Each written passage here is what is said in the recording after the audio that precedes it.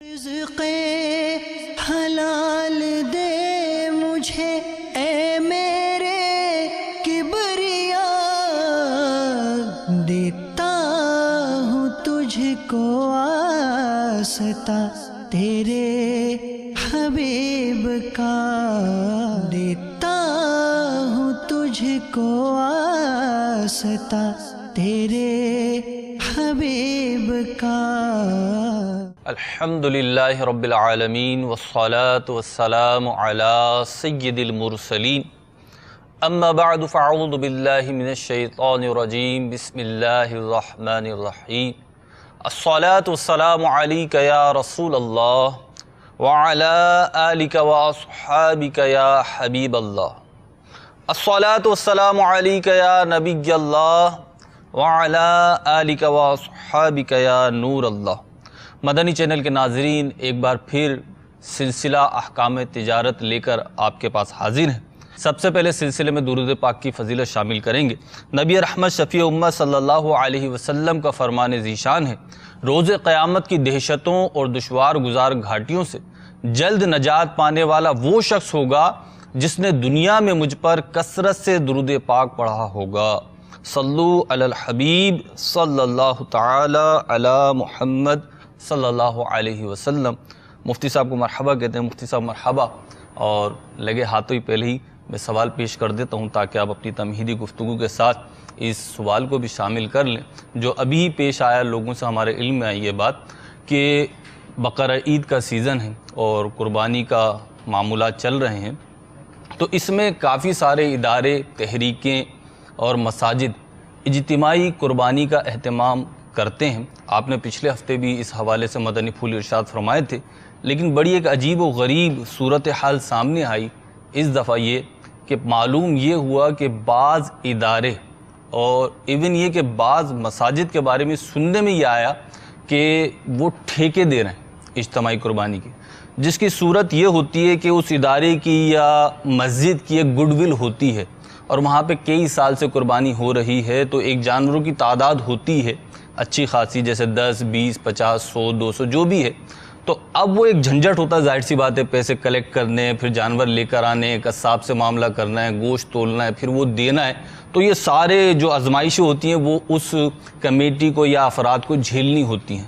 تو اب وہ یہ ہے تو اچھا، لیکن ان کو ایک یہ طریقہ سوجا اس کا کہ یہ باقاعدہ کسی شخص کو کمرشلائز کر کے اس کو ٹھیکہ دے دیا جائے کہ جی ہمارے ادارے کے یا ہماری مسجد کے یا ہمارے طریقے سے ہمارے جمع کیے ہوئے 100 جانور ہوتے ہیں، ہم 100 جانوروں کی قربانی کرتے ہیں، یہ سارے معاملات آپ کریں، بکنگ سے لے کے گوشت کی تقسیم تک کے معاملات آپ کریں، اور ہمیں سیدھے سیدھے ایک مخصوص اماؤنٹ جو بھی ان کا طے ہوتا ہے وہ ہمیں دے دیں۔ مثال کے طور پہ 50,000 دے دیں، 1,00,000 دے دیں، 2,00,000 دے دیں، جیسے جانوروں کی تعداد ہے اس حساب سے ٹھیکہ دے دیا جاتا ہے۔ اگرچہ یہ اکا دکا 2 3 4 جگہوں پہ ہی ایسا سننے میں آیا، لیکن ایسا کرنا کیسا ہے، اور اس حوالے سے آپ کیا ارشاد فرمائیں گے؟ الحمدللہ رب العالمین والصلاة والسلام علی سید الانبیاء والمرسلین، اما بعد فاعوذ باللہ من الشیطان الرجیم، بسم اللہ الرحمن الرحیم۔ صورتحال کچھ ذو معنی ہے۔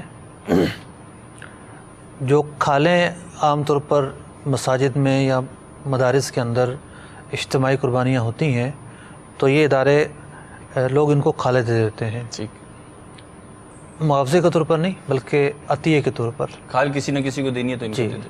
تو کھالے اب کس کو دیں گے؟ مسجد کو دیں گے۔ کھالے تو مسجد ہی کو ملیں گی، مسجد کو ہی ملیں گے۔ جو ادارہ ہے کھالے تو اسی کو ملیں گی، کھالوں کے علاوہ یہ پیسے دیے جائیں گے۔ کھالوں کے علاوہ پیسے دیے جائیں گے، تو وہ پیسے پورے کہاں سے ہوں گے؟ وہ اس اجتماعی قربانی کے جو پیسے جمع ہوں گے، مثال کے طور پہ 10,000 روپے حصہ رکھا ہے، 70,000 روپے بنے، اور جو ایکسپنسز ہیں کٹائی، چارہ، بندائی وغیرہ کے وہ 6-7 ہزار روپے بنتے ہیں، تو تقریباً 63,000 روپے لگ بھگ بنتے ہیں جو سارے ایکسپنسز نکال کے جانور کے بنتے ہیں۔ تو اب انہیں جو پیسے دینے ہوتے ہیں تو یہ اس میں سے کاٹتے ہیں، یعنی 2,000 فی جانور، 1,000 فی جانور، 1,500 روپے فی جانور، اس طریقے سے ہو رہا ہے۔ ایسا میں نے ٹھیکے کا لفظ یوز کیا، یہ لوگ اسے ٹھیکے کا لفظ یوز نہیں کر رہے، یہ اپنی اصطلاحات یوز کر رہے ہیں، ٹھیکہ نہیں کہہ رہے اسے۔ دیکھیں، دیکھا جائے تو اس طریقے کی اہمیت سے انکار نہیں کیا جا سکتا کہ 100 جانور سنبھالنا، لانا، خریدنا، بہت سارے اس میں پیچیدہ مراحل ہوتے ہیں. ٹھیک. اور پھر وقت پر اگر لوگوں کو گوشت نہ ملے تو ایک الگ مسئلہ. تو جہاں ہم اور بہت سارے ایونٹس کے لیے کچھ لوگوں کی خدمات لیتے ہیں جو مختلف کام کرتے ہیں، اگر کسی مسجد کمیٹی نے یا مدرسے والوں نے کسی ٹیم کو ہائر کیا ہے کہ جو سارا یہ کام ان کے لیے سنبھالے گی، ٹھیک، تو اس کی گنجائش تو موجود ہے. ٹھیک. ایسا ہونا ممکن ہے. لیکن چونکہ یہ ایک نئی صورتحال ہے، ایسا قدیم رواج نہیں ہے، جی، معروف چیز نہیں ہے، جی، اس لیے مسجد والوں پر یہ لازم ہوگا کہ وہ اس خرچے کی نشاندہی بھی کریں، ابتدان کر دیں. جس طرح کے پرچیاں بنتی ہیں عام طور پر جی، کہ جناب قربانی کے لیے آپ رسید تو بنوا رہے ہیں، لیکن یہ بات مد نظر رہے کہ یہ بھی ہوگا، یہ بھی ہوگا، یہ بھی ہوگا. کچھ ضروری باتیں لکھی جاتی ہیں. اب ضروری میں نے اس لیے کہا کہ وہی باتیں لکھی جائیں گی جو شرعاً جس کی گنجائش بنے گی. ٹھیک. یہ نہیں ہے کہ جس نے جو مرضی چاہا لکھ دیا. لکھ کے بری ذمہ نہیں ہوگا. کیا لکھا ہے، کیا لکھنا ہے اور کیا نہیں، یہ علماء سے پوچھنا پڑے گا، دارالافتاء سے رہنمائی لینی پڑے گی، پھر اس مواد کو ڈالا جائے گا. تو جس طرح جیسے کہ جو معروف خرچے ہیں کہ بھئی جانور آئے گا تو جو منڈی سے لانے تک کی لوڈنگ کا خرچہ ہے، پھر چارے کا خرچہ ہے، پھر جانوروں کو کھلانے پلانے کے لیے ایک آدھ بندہ رکھنا پڑتا ہے، اس کا خرچہ ہے، قصاب کا خرچہ ہے. یہ تو وہ اخراجات ہیں جو معروف اخراجات ہیں. لیکن اگر یہ کسی کو ٹھیکہ دیتے ہیں تو اس کو جتنے پیسے دے رہے ہیں تو یہ لوگ تو ہیں امین، اتھارٹی نہیں ہے، اور یہ کوئی وہ نہیں ہے کاروباری مسئلہ کہ جس میں گڈ ول جو ہے نا وہ چلتی ہو، اور گڈ ول کی تو شرعی طور پر بھی کوئی حیثیت نہیں ہے. ٹھیک. شرعاً بھی گڈ ول کے بدلے پیسے لینا جائز نہیں ہے. ٹھیک ہے. گڈ ول ایک حق ہوتا ہے، اور حق کی جو بے ہے وہ فقہ حنفی میں اس کی گنجائش نہیں ہے. ٹھیک ہے. اور ایک آدھ مستثنیٰ صورتوں کے علاوہ فقہاء کرام نے اسے ناجائز ہی قرار دیا ہے. ٹھیک. تو طے کر لیں، ٹھیک ہے، اور وہ اس کو معاوضہ بھی دے دیں. لیکن اصل جو یعنی جو بھی آرگنائزر ہیں، وہ مسجد والے ہوں یا مدرسے والے ہوں، وہ وکیل فلاحی ہیں، تنظیمیں بھی کرتی ہیں. فلاحی تنظیمیں، وہ وکیل ہیں قربانی کرنے والوں کی. ٹھیک. تو جو قربانی کرنے والے ہیں اصل وہ ہیں، تو انہیں پتہ ہی نہ ہو کہ جناب ہو کیا رہا ہے. تو یہ جو چیزیں ہیں یہ قابل گرفت چیزیں ہیں.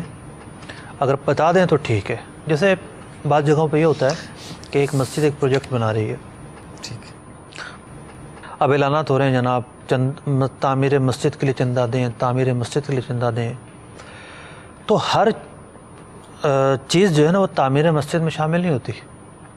جب لفظ تعمیر مسجد بول کر چندہ لیا جائے تو مسجد کی جو یوٹیلیٹیز ہیں، امام مؤذن کی جو تنخواہیں ہیں، اور مسجد کی تعمیر ہے، وضو خانے کی تعمیر ہے، بیت الخلاء کی ہے، امام مؤذن کے گھر ہیں، یہ چیزیں تو معروف ہیں کہ اس چندے میں یہ چیزیں شامل ہیں.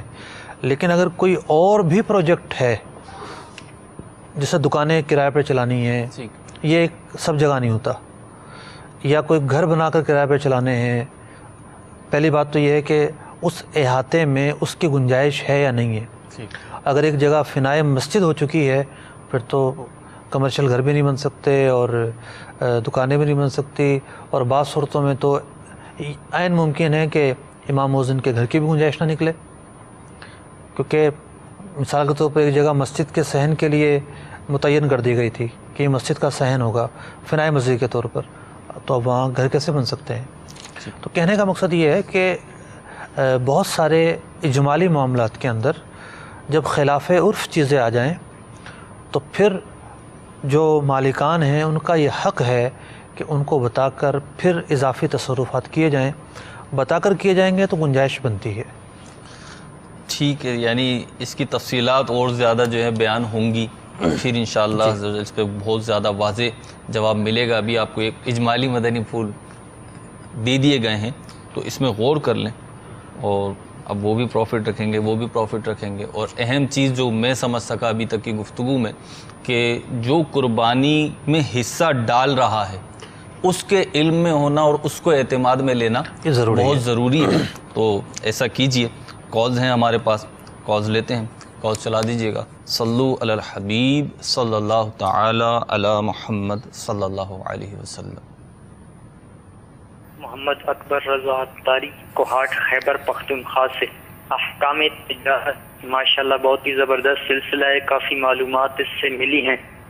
میرا سوال آج کے سلسلے میں یہ ہے کہ میں مثال کے طور پر ایک گائے ہے، وہ راولپنڈی سے میں نے 50,000 روپے کی لی ہے اور وہ ابھی راستے میں آ رہی ہے. تو راستے میں ایک اور علاقہ آتا ہے جنڈ، وہاں سے کسی اسلامی بھائی نے مجھے کال کی کہ یار میں نے فلاں گائے خریدنی ہے. تو ابھی وہ گائے مجھ تک پہنچی نہیں، تو وہ راستے میں ہی میں نے 60,000 روپے کی فروخت کر دی. تو کیا یہ میرے لیے ٹھیک رہے گا یا نہیں؟ اس بارے میں رہنمائی فرما دیں. جزاک اللہ خیرہ. السلام علیکم ورحمۃ اللہ وبرکاتہ. جزاک اللہ خیر. وعلیکم السلام. اکبر بھائی آپ کی اپریسیشن کا شکریہ. انشاءاللہ عز و جل آپ کا جواب جو ہے وہ شامل سلسلہ بھی کرتے ہیں. دوسری کال چلا دیجیے گا. مفتی صاحب کی بات میں سوال ہے کہ ہم گرسوں میں مال دیتے ہیں، ڈھکن وغیرہ کیپ بناتے ہیں پرفیوم کے، لیکن وہ مقدار کافی زیادہ 40-50 ہزار پیس تو ہوتا ہے، تو ان کو کاؤنٹ کرنا ممکن نہیں ہوتا سب کو. تو ہم اس کو تول لیتے ہیں کہ اتنا گرس ایک میں آ رہا ہے، اسے تھوڑا سا زیادہ رکھ کے ہم وہ دے دیتے ہیں. کیسا کرنا ٹھیک ہے؟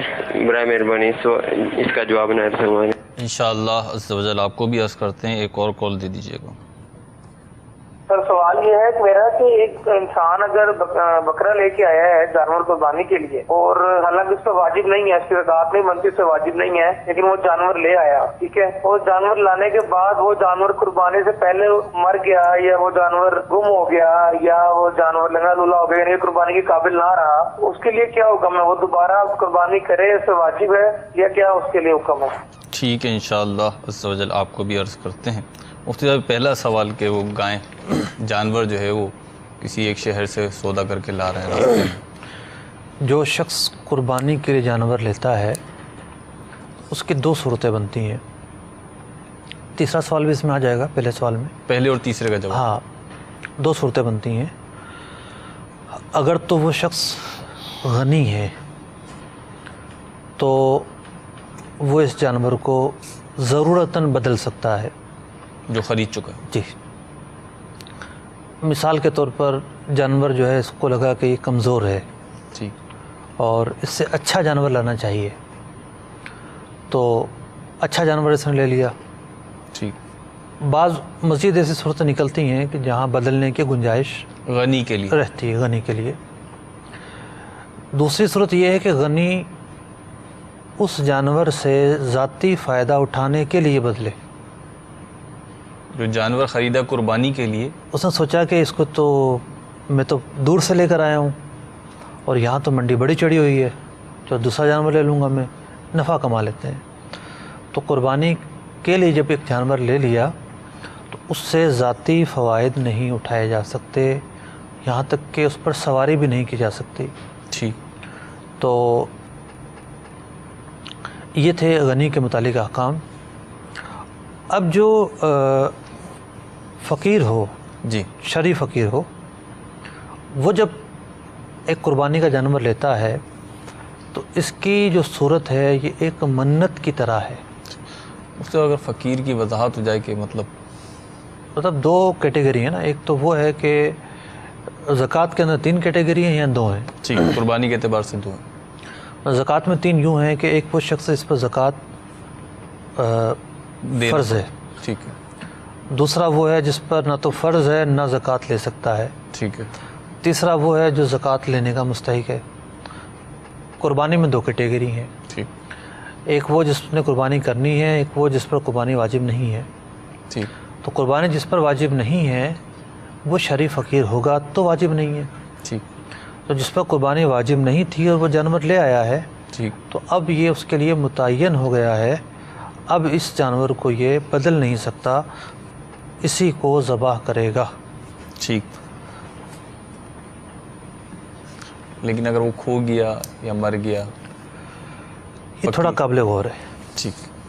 دوسری کال تھی مفتی صاحب ہمارے پاس کہ ڈھکن بناتے ہیں یہ اور ایک بڑی کوانٹٹی میں بناتے ہیں تو گروز کے حساب سے یعنی درجنوں کے حساب سے یا وہ سینکڑا کے حساب سے بکتے ہیں، لیکن کیونکہ تعداد بہت زیادہ ہوتی ہے 40-50 ہزار تو پھر وہ گننا مشکل ہوتا ہے تو تول لیتے ہیں، جیسے 100 ڈھکن تول لیے تو پھر اس کے وزن کے حساب سے بیچتے ہیں. تو ایسا دیکھیں پیمانوں کی مختلف صورتیں ہیں. ٹھیک. خرید و فروخت کرتے وقت ان کو اس بات کا بھی اختیار ہے کہ یہ پیمانے کو یکسر نظر انداز کر دیں، لاٹ کے حساب سے بیچیں. ٹھیک.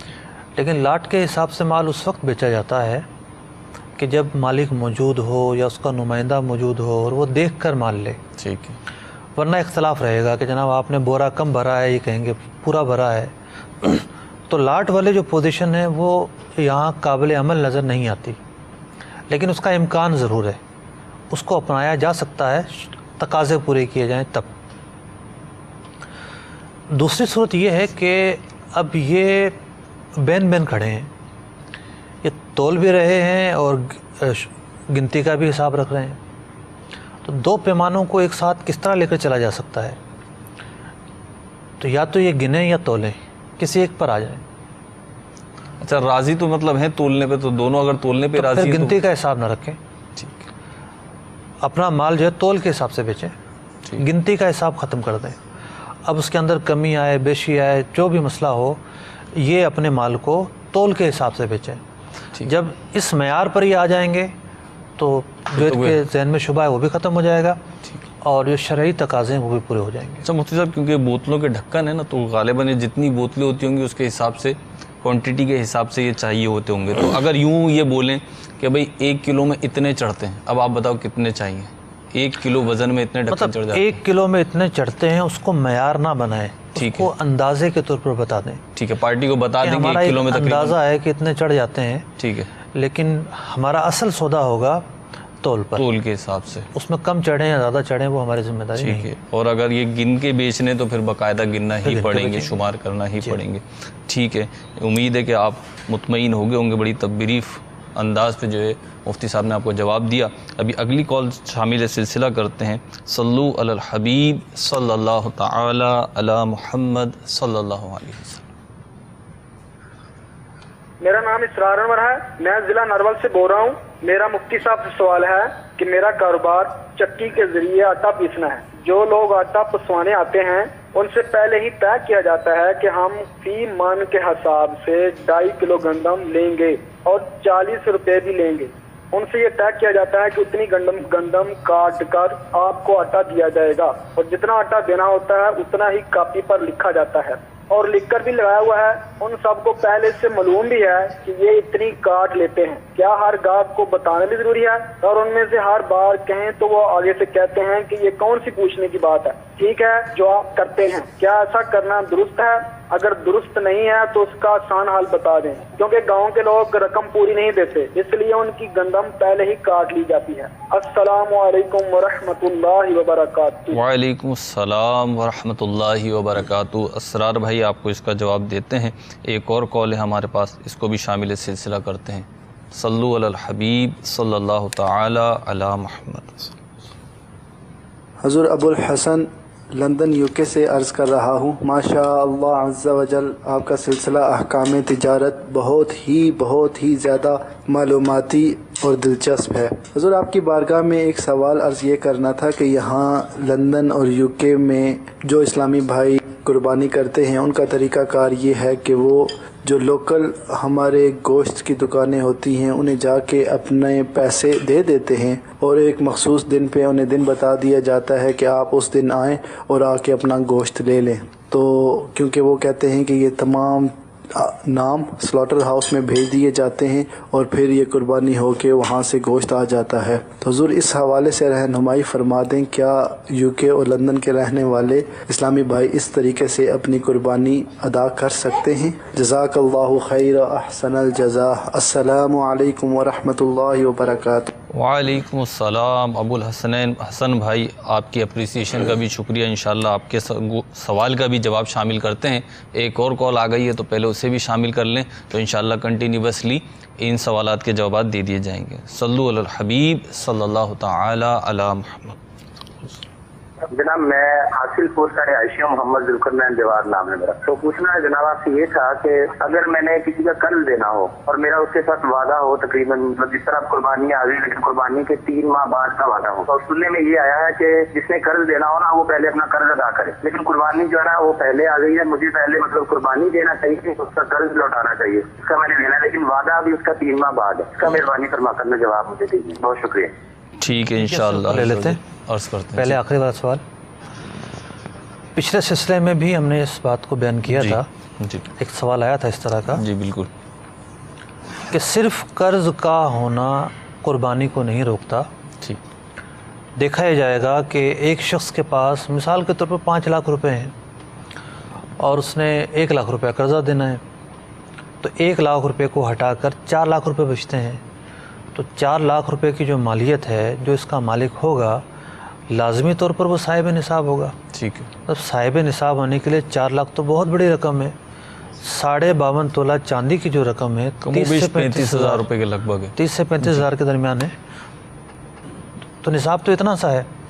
تو قرضہ نکال کر اگر کوئی قرضہ اور حاجت اصلیہ کی جو ضروری حوائجات ہیں وہ نکال کر اگر 52.5 تولہ چاندی کی مقدار برابر مالیت کا یا اتنی چاندی کا مالک ہے تو قربانی اس پر واجب ہوگی، اور یہ اسی صورت میں ہے کہ جب قربانی کے دنوں میں ملکیت پائی جائے۔ ٹھیک، قربانی سے 1 دن پہلے بھی اگر مطلب 9 ذوالحجہ کو بھی اگر کوئی شخص اس مالیت کا حامل نہ رہے، صاحب نصاب نہ رہے، قربانی واجب نہیں ہوگی۔ تو ذوالقرنین صاحب آپ حساب لگائیں، قرضہ نکال کر آپ کے پاس کیا اماؤنٹ بچتا ہے، نصاب کو پہنچتا ہے تو پھر قربانی کرنی ہوگی۔ ٹھیک، لندن سے تھے ابو الحسنین صاحب، جی اس سے ملتا جلتا سوال بھی پچھلے دنوں مجھ سے کسی نے آسٹریلیا سے پوچھا تھا، 2-3 مرتبہ کنورسیشن ہوئی۔ جی، تو دیکھیے قربانی ایک اہم مذہبی فریضہ ہے۔ بالکل، اچھا، ان ممالک میں ہوتا یہ ہے کہ مطلب یو کے ہوا یا کینیڈا ہوا یا آسٹریلیا وغیرہ یا امریکہ، ہر جگہ جانور ذبح نہیں کیے جا سکتے، گلی محلے میں اجازت نہیں ہوتی، ٹھیک، اور گلی محلے میں تو امارات میں اور ابو ظبی وغیرہ میں بھی اجازت نہیں ہوتی، انتظامی حوالے سے پابندی ہوتی ہے۔ جی۔ تو سلاٹر ہاؤس مخصوص ہوتے ہیں اور وہ سلاٹر ہاؤس بہت دور ہوتے ہیں۔ ٹھیک، اب معاملہ یہ ہے کہ جب بھی قربانی کا معاملہ آتا ہے نا تو جو مالی مسائل ہیں اولاً تو وہ سامنے آتے ہیں ٹھیک، کہ بھئی وہ جو قربانی کرے گا کس طریقے سے کرے گا۔ مثال کے طور پر کوئی بڑا جانور ہے، اگر وہ آتا ہے اس میں وہ کس طرح حصہ ڈالے گا، چھوٹا جانور ہے وہ لے کر آتا ہے تو ٹھیک ہے لے آئے، اس کی شرائط پائے جائیں، شرائط کے مطابق لے آئے۔ تو پہلا مرحلہ ہے جانور کی خریداری کرنے کا۔ ٹھیک ہے، انہوں نے ٹوکن لے لیا اور سب کام سلاٹر ہاؤس والے نے کرنے ہیں، اور وہ پتہ نہیں مسلمان ہے غیر مسلم ہے کیا ہے کیا نہیں ہے۔ آئیڈیل صورتحال یہ ہونی چاہیے کہ مسلم تنظیمات کی طرف سے کوئی نہ کوئی نمائندہ سلاٹر ہاؤس کے ساتھ رکھا جائے، موجود ہوں آپ، اس سے بات کر لی جائے کہ بھئی دیکھیں ہماری ہیں 50 قربانیاں 60 قربانیاں، ٹھیک ہے، لیکن ہم ٹھیک ہے آپ کو آپ کی سروس کے پیسے دیں گے، ٹھیک ہے، کہ جو آپ ہمارے جانور رکھو گے اس کے پیسے دے دیں گے الگ سے، جو ذبح کریں گے اس کے پیسے دے دیں گے، گوشت بنائیں گے اس کے پیسے دے دیں گے، ٹھیک ہے، لیکن کچھ چیزیں ایسی ہوں گی جو ہمارا نمائندہ کرے گا، ٹھیک، آپ کو اس میں انوالومنٹ کی اجازت نہیں ہوگی۔ اب وہ کیا تقاضے ہوں گے؟ 2 صورتیں، یا تو سلاٹر ہاؤس والا خرید کر ان کو بیچتا ہے یا یہ لوگ خود خرید کر لے کر آتے ہیں۔ ٹھیک ہے، تو پہلی صورت تو یہ نکلے گی کہ جانور شرائط پر پورا پایا جاتا ہو، ٹھیک ہے، جو قربانی کی شرائط ہے وہ موجود چھوٹا جانور جو ہے وہ 1 سال کا ہو، ٹھیک ہے، جو بڑا جانور ہے مثلا بیل ہے یا بھینس وغیرہ، بھینس ہے تو اس کی عمر 2 سال کی ہونی چاہیے کم از کم۔ عمر کی شرائط پائی گئیں، پھر جو نقائص ہیں جن نقائص کے پائے جانے پر قربانی نہیں ہوتی، ایسے نقائص نہ پائے جائیں، یہ ضروری ہے۔ اب جانور آ گیا جناب، جانور آنے کے بعد اگر بڑا جانور ہے اور چھوٹا جانور ہے تب بھی تعیین ضروری ہے۔ ٹھیک، مطلب جانور جیسے خریدا جائے، پاکستان والے لوگ بھی سن لیں اور جو بیرون پاکستان رہتے ہیں وہ بھی سن لیں کہ جانور کی فوراً تعین کر لیں، اس کے گلے میں کوئی جو ہے وہ نمبر لکھ کے لٹکا دیں۔ ٹھیک، اس کو لکھ بھی دیتے ہیں وہ پینٹ سے نا، اس پہ لکھ دیتے ہیں، پینٹ ایسا کہ مٹ جائے، نمبر لکھ کے ڈال دیں پلاسٹک کوڈنگ میں، ٹھیک ہے، تاکہ جو ہے وہ محفوظ رہے، پانی وغیرہ سے خراب بھی نہ ہو۔ اور ایک کاغذ پہ لکھ لیں کہ 1 نمبر جانور فلاں کا ہے، ٹھیک ہے، اور اگر بڑا جانور ہے تو یہ فلاں، اس میں تعین کر لیں کہ یہ جو جانور ہے نمبر 2، اس میں فلاں فلاں فلاں 7 افراد کے حصے ہیں۔ ٹھیک، اب یہ جو تعین والا کام ہے نا، یہ سلاٹر ہاؤس کا مالک نہیں کرے گا۔ یہ وہ اگر وہ غیر مسلم ہوا تو قطعاً اسے کوئی پرواہ نہیں ہوگی، وہ اس کی ضرورت ہی محسوس نہیں کرے گا۔ ٹھیک، تو قربانی ایک عبادت ہے، اور عبادت کے اندر جو مذہبی تقاضے ہیں ان کا خیال رکھنا قربانی کرنے والوں کی ذمہ داری ہے۔ یہ نہیں ہے کہ جناب فون کر دیا، ٹوکن لے لیا، آن لائن پیسے ٹرانسفر ہو گئے اور آخری دن گوشت لے کر آ گئے تھیلے میں۔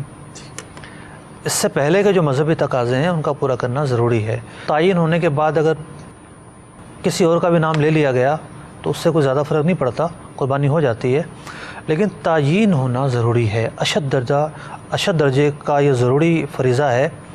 اس سے اور بھی بہت ساری جو پیچیدگیاں ہیں ان کا دروازہ بند ہو جاتا ہے۔ مثال کے طور پر کوئی جانور جو ہے وہ قربانی سے پہلے ہی مر جاتا ہے، یا اس میں کوئی ایسا عیب پیدا ہو جاتا ہے کہ جس سے اس کی قربانی نہیں ہو سکتی، تو تعین ہو گئی تھی تو پتہ ہوگا کہ جناب یہ فلاں جو ہے وہ افراد کا جانور ہے۔ اب ہمارے ہاں کیا ہوتا ہے، اجتماعی قربانی والے کیا کرتے ہیں، ایسا مسئلہ ہو گیا، ارے وہ لوگوں سے نا 5000 روپے زیادہ لے لو، اب ہر جانور والے سے 5000 روپے زیادہ لیں گے اور اپنے پلے سے اس شخص کو جانور لا کے دے دیں گے۔ تو خیر اگر تعین کر دیتے تو جن کا نقصان ہوا ہے انہی کے کھاتے میں جاتا، اور ہونا بھی یہی چاہیے، انصاف کے مطابق طریقہ بھی یہی ہے۔ اور لوگوں پر بوجھ ڈالنے کی تو شرعاً اجازت نہیں ہے، وہ تو اس بات کے پابند نہیں ہے کہ وہ دوسرے کا نقصان برداشت کریں۔ تو کوئی اپنی عزت بچانے کے لیے اور جو شرکا ہیں، دیگر جانوروں کے جو مالک ہیں، ان پر یہ بوجھ ڈالتا ہے تو وہ خیانت کا مرتکب ہوتا ہے۔ ان کو پتہ بھی نہیں ہوتا کہ قربانی بھی ہوگی نہیں ہوگی، اس کی قربانی ہونے یا نہ ہونے میں تو گنجائش بن جائے گی، کیونکہ بالآخر وہ اس کو بتا تو دیں گے کہ یہ آپ کا جانور ہے۔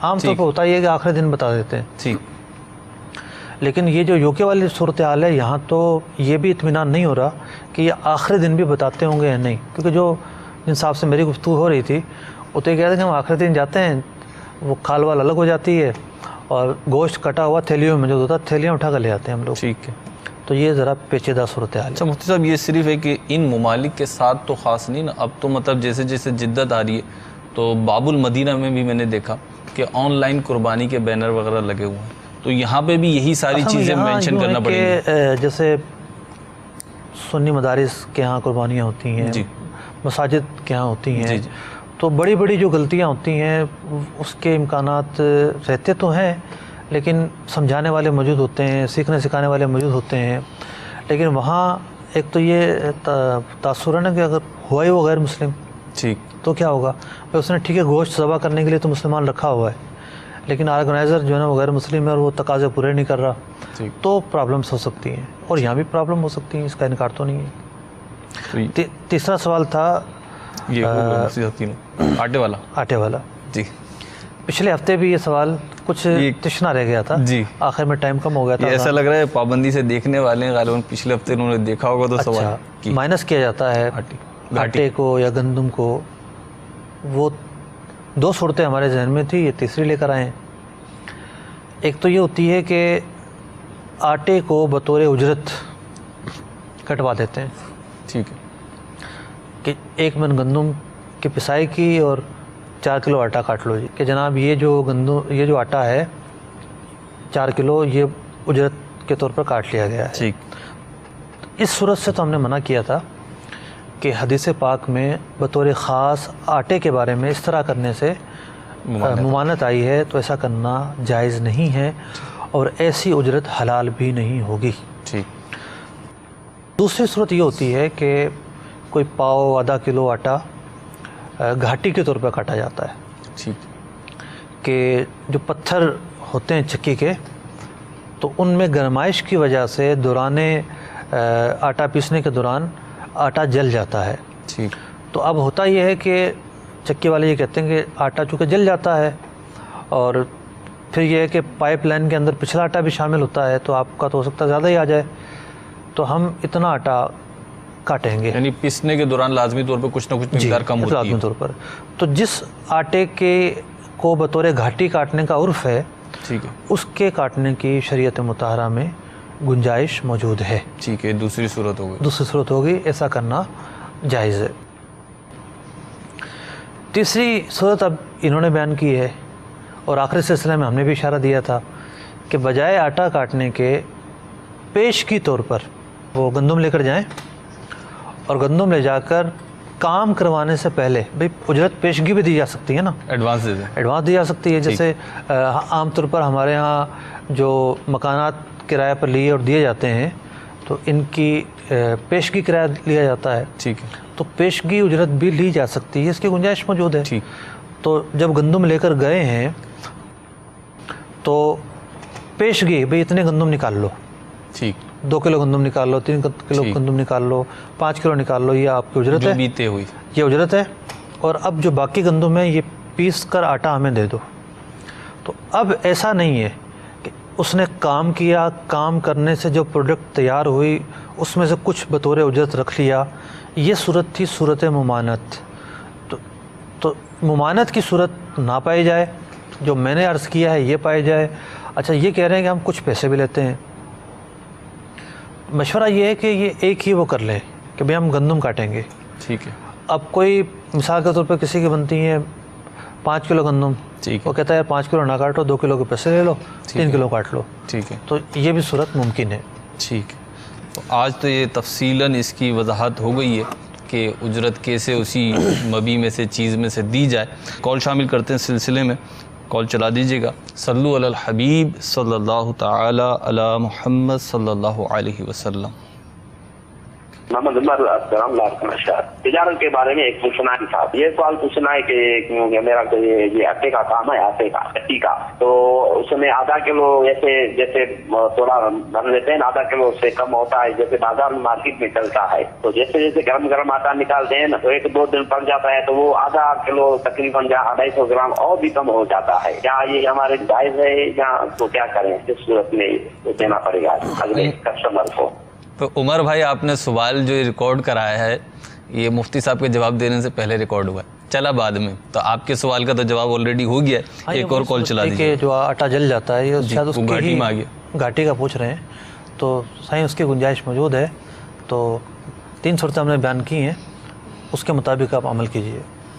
एक और कॉल चला दीजिएगा। सल्लु अलल हबीब सल्लल्लाहु ताला अला मुहम्मद। मुफ्ती साहब की बारगाह में मेरा ये सवाल है कि एक शख्स है जिसके कुर्बानी के अंदर 4 हिस्से हैं और दूसरा शख्स है उसके सिर्फ एक ही हिस्सा है, यानी टोटल 5 हिस्से हुए। तो अब बकिया जो 2 हिस्से हैं उनको पूरा करना ज़रूरी है या बकिया 2 हिस्सों को उन दोनों पर डिवाइड करके जानवर ख़रीदा जा सकता है? मसलन जानवर 70,000 का है, तो जिसके 4 हिस्से हैं तो उसके ऊपर जो कीमत आई वो 40,000 आई, और जिसका एक हिस्सा है उसके ऊपर कीमत आई 10,000 रुपये। तो अब बकिया जो 20,000 रुपये बचे, तो अब उसको हम क्या करें, क्योंकि हमें हिस्सेदार नहीं मिल रहे, उसको हम उन्हीं 5 के ऊपर डिवाइड करेंगे या उसके लिए हमें हिस्सेदार ढूंढने पड़ेंगे? क्या ऐसी सूरत हो कि बराकर रहनुमाई? एक और कॉल चला दीजिएगा। मैं हैदराबाद से तनवीर बात कर रहा हूँ। मेरा सवाल ये है कि मेरा गेट जाली वगैरह का जिसकी चौकटों का काम है, तो मेरे पास ग्राहक आते हैं और वो मुझे आकर कहते हैं कि जैसे वो पेटी ठेकेदार होते हैं ना, जो ठेकेदार ही होते हैं, तो वो कहते हैं आप का जैसे लोहा बना है फर्ज करो 50,000 रुपए का, तो आप मेरा रेट उनसे तय हो जाता है 30 फीट जैसे 80 रुपए के हिसाब से। अब वो कहते हैं कि बिल में आप हमें 85 रुपए लिख कर देंगे, तो वो 5 रुपए हमारे होंगे कि हम भाग दौड़ करते हैं और हमारा आना जाना होता है, पेट्रोल है या ये चीजें होती हैं। तो आप मुझे ये बताएं कि ये 5 रुपए उनको देना या बिल में जायद लिखना ये जायज़ है या नाजायज़ है या ठीक है, पहले तनवीर भाई, वाज़ेह तौर पर नाजायज़ है, इसलिए कि वो लोग ऑलरेडी किसी न किसी इदारे के तनख्वाहदार होते हैं और वो इदारे के अमीन होते हैं, उनको उस काम के पैसे मिल रहे होते हैं, पेट्रोल के पैसे मिल रहे होते हैं, सब कुछ मिल रहा होता है। اور اگر نہیں مل رہے تو وہاں ادارے سے جا کر لیں. یہاں سے تو یہ جھوٹا بل بنوا کر لے کے جا رہے ہیں. مفتی صاحب مل رہے ہوتے ہیں, نہیں تو کوئی انہوں نے فلاحی ادارہ تو نہیں کھولا ہوا ہوتا کہ مفت میں کام کر رہے ہیں. مسئلہ یہ ہے نا کہ مل رہے ہوتے ہیں. انہوں نے اگر 5,000 کا کام کروایا ہے تو 6,000 روپے کا بل کیوں بنوا کے لے کے جا رہے ہیں, آگے سے پیسے مانگیں. ٹھیک ہے. تو یہ اس طرح کا جو بل بنواتے ہیں یہ اپنے جیب میں رکھنے کے لیے بنواتے ہیں. ان میں جو معاملت کرتا ہے وہ بھی گناہ گار ہے اور یہ بنوانے والے بھی گناہ گار ہیں. جو پیسے یہ جیب میں رکھیں گے بیچ کے وہ ان کے لیے مال حرام ہے. ایک اور جو سوال تھا کہ 7 حصے ہیں بڑے جانوروں میں, بیل وغیرہ میں, اور ٹوٹل 5 حصے ہیں, یعنی 5 قربانی والے ہیں. دیکھیں یہ جس طریقے سے کیلکولیشن کر رہے ہیں نا, جی 2 حصے رہ جاتے ہیں جی اس کیلکولیشن میں, جی تو 2 حصوں کا کوئی مالک ہی نہیں ہوا, اس کی تو قربانی پورے جانور کی ہی نہیں ہوگی. اس کے بجائے یہ کریں گے کہ پوری رقم کو 3 اور 2 کے حساب سے تقسیم کر دیں گے. ٹھیک ہے. یعنی ابھی 40,000 روپے ایک کے حصے میں آ رہے ہیں, ٹھیک ہے, 4 حصے اس کے ہیں تو اس کا حصہ بڑھ جائے گا. ٹھیک ہے. اس کے حصے ہو سکتا ہے 5 ہو جائیں, 4.5 ہو جائیں. ٹھیک ہے. تو پورے جانور کی قیمت پر یہ دونوں ہی ادا کریں گے. ٹھیک ہے, پرسنٹیج سے تقسیم کر لیں گے. اور یہ حصے یہ ہے کہ مل جائیں تو 2 شرکا کو لے آئیں. ٹھیک ہے. اچھا پیسے تو مجھ سے اوپر نیچے بھی ہو سکتے ہیں, پیسے اوپر نیچے ہو سکتے ہیں, لیکن حصہ کوئی خالی نہیں رہنا چاہیے. حصہ خالی نہیں رہنا چاہیے, پورے 7 حصے ہونے چاہیے. اور ایک شخص کے 1 سے زیادہ حصے ہو سکتے ہیں, یہ ضروری نہیں ہے ہر ایک کا ایک حصہ ہوگا. 1 کے 3 حصے ہیں, 1 کے 4 ہیں, 1 کے 3.5 ہیں, 1 کے 2.5 ہیں, یہ بھی ہو سکتا ہے. یعنی ایک نام کی 3 قربانیاں بھی ایک ہی جانور میں شامل کی جا سکتی ہیں. تو امید ہے کہ بالکل تشفی بخش جواب مل گیا ہوگا. اللہ رب العزت ہمیں سمجھنے کی, سیکھنے کی اور ان مسائل کو سیکھ کر اپنی عملی زندگی میں نافذ کرنے کی توفیق عطا فرمائے. صلو علی الحبیب صلی اللہ تعالی علی محمد. رزق حلال دے مجھے اے میرے کبریا, دیتا ہوں تجھ کو واسطہ تیرے حبیب کا, دیتا ہوں تجھ کو واسطہ تیرے حبیب کا.